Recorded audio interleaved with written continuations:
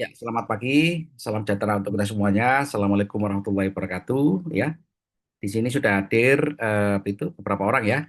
Ada Ahmad, ya, Adum, ada Budi Purwanto, ada Gani Setio, ada M Rastra, ada Muhammad Iqbal, ada Okvina Ruth, ada Melati, ada Okvina, ya tadi ada Quinta, ada Salmatun, ya. Selamat bertemu kembali, saudara-saudara ya. Bagaimana saudara-saudara aktivitas Anda di tempatnya masing-masing?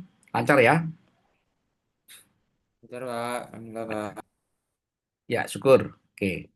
Saudara-saudara, itu untuk yang Vicon ini kita akan itu menjelaskan tentang UAS ya, ujian akhir semester ya.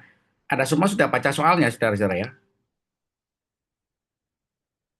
Halo, sudah baca soalnya ya? Sudah, Pak. Ya, Siap, oke. sudah. Kira-kira bisa mengerjakan ya? Kira-kira ada masalah kira-kira mengerjakan? Insya Allah. Insya Insya Allah Allah enggak. bisa, Pak. Ya, syukur. Ya, yang penting bisa dikerjakan ya. Oke. Jadi ini apa itu? Saya bikin soal yang apa itu setepat mungkin ya dengan materi-materi yang telah saya ajarkan ya, dan juga sesuai dengan kemampuan yang mungkin Anda apa itu terima ya, atau juga Anda munculkan. Jadi dalam UAS ini saudara-saudara Anda diminta untuk menjawab soal tapi dijelaskan dengan video vlog ya. Oke, Oke, halo. Ya, halo. Ya, Pak. Ya, oke. Jadi Anda gitu saudara-saudara ya, itu menjawab soal dalam bentuk PPT atau PDF ya. Kemudian jawaban-jawaban itu Anda jelaskan di dalam presentasi ya. Paling tidak ya 10 menit lah ya menjelaskan masing-masing soal ya. Supaya soal itu punya ini ya, punya keluasan di dalam Anda menjawabnya ya. Jadi kalau soal itu dijawab dengan teks gitu kan mungkin kurang kurang menunjukkan keluasan autorisasi daripada penguasaan dari sisi Anda ya, dari sisi mahasiswa. Jadi ini soal ini saya rancang agar Anda punya ya kemampuan bisa menjelaskan ya sehingga Anda gitu kan kelihatan sekali original ya. Jadi jawaban-jawaban itu nanti Anda itu kompilasi dan Anda analisa gitu kan untuk disampaikan dalam penjelasan di video yang Anda lakukan ya. Nah, kemudian itu saudara-saudara di dalam itu UAS ini gitu kan saya itu sejatinya mau menunjukkan salah satu contoh software cuman itu waktu kita nggak cukup ya. Jadi ya sudah karena nggak cukup ya maka kita optimalkan dengan waktu yang kita miliki ya. Dan ini saudara-saudara kan ada semua sudah tugas akhir juga semuanya ini. Iya, Belum, Pak. Pak. Semester Ada 1, Pak. Oke, ada semester satu ya. Oke, ya, jadi nggak apa-apa ya. Jadi ada yang sudah tugas akhir, ada yang juga betul belum ya. Jadi bagus sekali ya. Jadi Anda punya betul bekal di dalam nanti tugas akhir ya, terutama di bidang ilmu manajemen untuk mencoba mengintegrasikan kemajuan teknologi informasi atau digital ya dengan tugas akhir Anda ya. Apalagi sekarang ini sudah mulai semua perusahaan itu mengarah kepada digital transformation ya. Nah, salah satu daripada eh, tahapan digital transformation itu adalah adanya ya kan bentuk perencanaan di dalam bisnis intelijen atau juga bisnis big data ya. Karena kedua langkah ini harus dilakukan oleh perusahaan agar dia bisa semakin sustainable ya, berkelanjutan ya. Karena tanpa itu saudara-saudara itu sepertinya di era sekarang ya tidak mungkin suatu perusahaan itu tetap bertahan dengan cara yang konvensional ya. Dia harus merubah ya. Karena perubahan itu menunjukkan kemampuan dia merespon daripada perkembangan pasar global ya. Karena seperti kita ketahui kan, pasar global itu tidak pasti. Pasar global itu terus berubah-ubah, apalagi situasi global ini gitu kan. Ini itu faktornya banyak sekali ya, faktor-faktor yang menyebabkan perubahan ya. Seperti kemarin gitu kan, Presiden kita ya, Republik Indonesia ya kan berhasil nego ya kan agar diturunkan tarif ekspor ke Amerika. Nah, ini kan akhirnya apa? Berdampak kepada perubahan pasar ya, pasar yang awalnya gitu kan mungkin stagnan akibat tarif yang terlalu tinggi, sekarang eh, mengalir dengan normal atau juga mungkin mengalir lebih meningkat. Nah, ini kan akhirnya itu proses bisnis di dalam skema supply and demand ya, atau juga supply demand and distribution ya. Jadi ini juga merupakan salah satu contoh gitu kan perubahan-perubahan yang sangat tidak bisa kita prediksi ya, tapi perubahan-perubahan itu pasti. Nah, ini ya. Nah, di situ saudara-saudara perusahaan harus mampu membuat satu skema digital transformation ya. Dia harus merubah perusahaan itu kan menjadi perusahaan yang punya value secara digital ya. Nah, punya value secara digital ini memang tidak mudah ya karena memerlukan komitmen yang sangat kuat ya, memerlukan visi yang sangat jauh ke depan gitu ya. Agar perusahaan-perusahaan ini tidak hanya dinilai dari asetnya secara fisik tapi dia juga memiliki aset intangible ya. Aset-aset yang tidak terlihat ya. Yang itu semuanya dalam mostly berupa apa itu eh, eh, knowledge base ya. Jadi intangible ini bisa kita artikan sebagai apa itu kekayaan aset ya yang berawal dari inovasi ya atau juga akumulasi dari pengalaman dan pengetahuan perusahaan itu menghadapi itu survival ya di era persaingan yang sangat ketat gitu kan sehingga dia punya satu nilai aset digital yang sangat tinggi sekali. Nah, itu entah itu dalam bentuk brand perusahaan ya nama brandnya semakin meningkat di secara itu meluas secara global gitu ya sehingga apa sehingga perusahaan-perusahaan ini gitu kan pasti punya strategi ya salah satunya adalah bisnis big data atau bisnis intelijen gitu ya. Nah tentu saudara-saudara ini mata kuliah ini karena saya yakin nanti menjadi bekal bagi Anda ya di dalam menjalankan tugas akhir ya. Jadi nanti kalau tugas akhir itu pasti semua bidang ilmu atau mata kuliah yang pernah Anda pelajari di dalam perkuliahan itu jadi bekal. Jadi bekal supaya apa? Supaya memperkaya ya. Memperkaya di dalam nanti Anda melakukan tugas akhir ya. Jadi penjelasan-penjelasan Anda itu semakin didukung oleh ilmu pengetahuan yang terkait ya.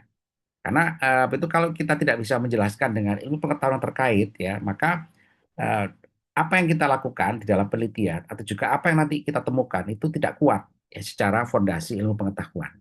Nah, di sinilah tugas Anda gitu kan untuk mengumpulkan ya piece by piece ya ibarat puzzle itu ibarat ini ya permainan puzzle ya Anda menyusun betul bagian per bagian supaya itu menyusun menjadi suatu deskripsi yang utuh ya. Nah, deskripsi yang utuh di dalam penelitian tentu adalah harus berbasis kepada ilmu pengetahuan. Nah, gitu ya atau teori-teori yang mendukungnya ya. Oke, saudara, ada pertanyaan silakan. Halo. Sudah, Pak. Ya, Ya, ya. Pak. Ya, oke. Jadi di dalam UAS ini gitu kan, saya pikir cukup waktunya ya dari sisi waktu ya, saudara-saudara ya. Cukup, Pak. Insya Allah, Cukup, Pak. nggak ada masalah Insya ya. Allah, Pak. Oke, Insya Allah ya, cukup. betul. Di soal nomor 5 ini nanti jawaban boleh bisa, boleh tidak ya. Dari soal 1 sampai 4 ini Anda boleh itu mungkin itu mungkin Anda tidak bisa itu boleh tidak melibatkan opini gitu kan. Tapi yang nomor 5 melibatkan opini ya, opini reasoning ya. Opini reasoning ini gitu kan boleh tidak ya. Jadi nanti saya berikan itu Anda punya opsi bisa menjawab bisa atau tidak, tapi dijelaskan dari perspektif pendekatan ya kan solusi secara bisnis base ya on big data. Ya, jadi Anda diminta untuk memberikan satu reasoning ya yang menurut Anda gitu kan, jika memang bisa gimana ya, kalau tidak kenapa. Nah, gitu ya. Jadi jawaban boleh bisa atau tidak ya. Jadi itu model soal yang saya rancang ini saudara-saudara kan itu semuanya memiliki perspektif yang perspektif itu juga sama-sama kuatnya jika didukung oleh teori pendekatan yang digunakan atau juga metode atau juga data-data yang mendukung. Jadi Anda boleh menjawab soal saya ini dengan data ya. Anda mencari data gitu kan, data itu ditunjukkan sebagai contoh ya. Jadi tidak dibatasi ya, menjawab soal-soal saya ini tidak selalu gitu kan berdasarkan textbook ya, tapi juga berdasarkan temuan-temuan data-data yang Anda gunakan ya atau juga Anda temukan. Nah, dengan cara seperti itu Anda semakin kaya di dalam penjelasannya ya. Jadi Anda tidak perlu khawatir gitu kan. Itulah perguruan tinggi ya. Perguruan tinggi itu diberikan ruang sebebas-bebasnya. Untuk apa? Untuk menggali dan mengeksplorasi kebenaran di dalam ilmu pengetahuan ya. Kebenaran ilmu pengetahuan itu saat ini gitu kan, itu bersifat relatif ya. Jadi tidak ada yang kebenaran yang itu di dalam ilmu pengetahuan itu yang konstan, ya.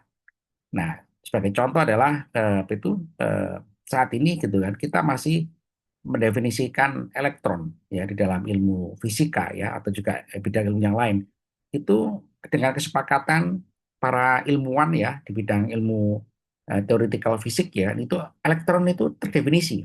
Tapi definisi ini bisa berubah ya ke depan. Kenapa? Karena nanti ditemukannya fakta baru. Nah, fakta baru yang bisa jadi adalah merubah definisi elektron itu secara fundamental atau juga mungkin bisa menambah, meningkatkan. Nah, gitu ya. Jadi di dalam ilmu pengetahuan dengan kebenaran itu tidak absolut ya. Kebenaran itu nanti bisa berubah sesuai dengan apa? Sesuai dengan kemajuan penelitian yang dilakukan oleh manusia atau peradaban manusia. Jadi Anda mengeksplorasi jawaban itu juga harus eh, menggunakan suatu pendekatan ya pendekatan yang betul tentu adalah up to date ya pendekatan yang mutakhir yang itu dijadikan sebagai landasan di dalam kita menganalisa suatu persoalan. Nah, itu ya, saudara-saudara ya.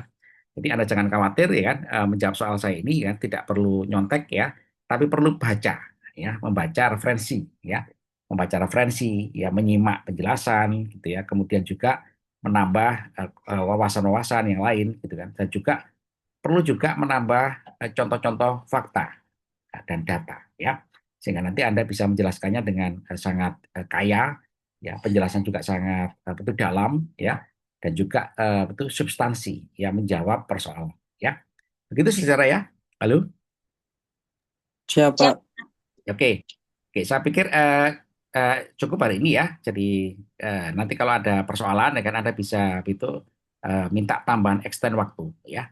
Jadi saya pikir 10 hari ini cukup karena UAS di Unisia ini juga banyak dosen yang juga memberikan soal yang sulit-sulit ya. Jadi Anda saya berikan waktu yang cukup ya. Jadi sebisa mungkin Anda secepatnya kemudian Anda kumpulkan ya. Dikumpulkan dalam bentuk link YouTube kan, dan juga PDF atau PPT-nya ya.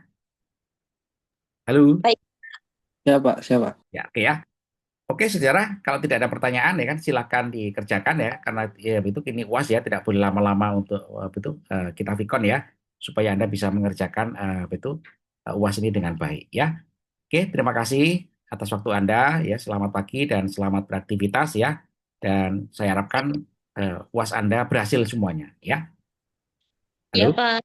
Ya, Pak. Terima kasih, Pak. Ya, sama-sama ya. Kita saudara-saudara ya. Terima kasih, Pak. Ya, sampai kita ketemu lagi di mata kuliah yang lain ya. Selamat pagi, assalamualaikum, salam sejahtera untuk kita semuanya. Waalaikumsalam. Terima kasih, Pak. Waalaikumsalam. Waalaikumsalam.